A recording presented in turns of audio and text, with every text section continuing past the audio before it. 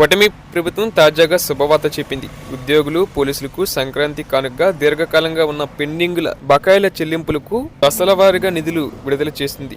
సోమవారం కొందరికి వారి బ్యాంకు ఖాతాలకు జమ చేయడంతో ఆనందం వెల్లివిరిసింది. గత ప్రభుత్వం స్టేషనరీ ఛార్జీలు ఇవ్వకపోవడంతో వాటిని ఉద్యోగులే భరించారు. ప్రస్తుతం సర్వీస్, పోస్టేజ్, ఇంటర్నెట్ ఛార్జీలు, స్టేషనరీ, మమ్మరం బిల్లులను విడుదల చేస్తుంది.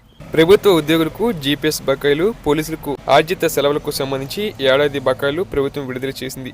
పోలీసులకు సరెండర్ లీవ్ కింద 5,50,00,000, జీపీఎస్ కింద 2,24,00,000 ఇచ్చింది. ఇది సోమవారం ఉదయం నుంచే ఉద్యోగుల ఖాతాలకు జమ అవుతున్నట్లు చారవాణుల్లో సందిగ్ధ సందేహాలు వస్తున్నాయి. పోలీసు శాఖలో ఆర్జిత సెలవుల కింద 2,453 మందికి 9,17,00,000, జీపీఎస్ కింద 3,20,00,000 వచ్చాయి.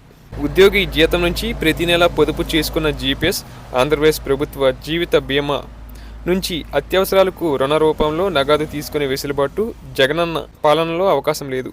ఆ సొమ్ము ప్రభుత్వ పథకాల అమలుకు వాడేసుకున్నారు. ఉమ్మడి జిల్లాలో 28,000 మందికి పైగా ప్రభుత్వ ఉద్యోగులు ఏపీజీఎల్ఐ పాలసీదారులుగా ఉన్నారు. వీరిలో పాలసీ గడువు ముగిసి నగదు అందుకునేందుకు 500 మంది చూస్తున్నారు.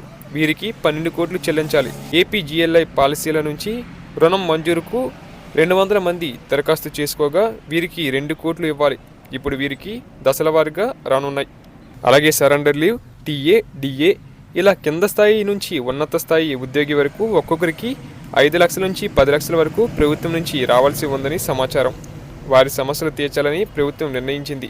పార్వతీపురం, మన్యం జిల్లాకు చెందిన రెవెన్యూ ఉద్యోగి తన కుమారుడికి వివాహం చేసే ముందు ఇల్లు కట్టుకుందామని ప్రణాళిక చేసుకున్నారు.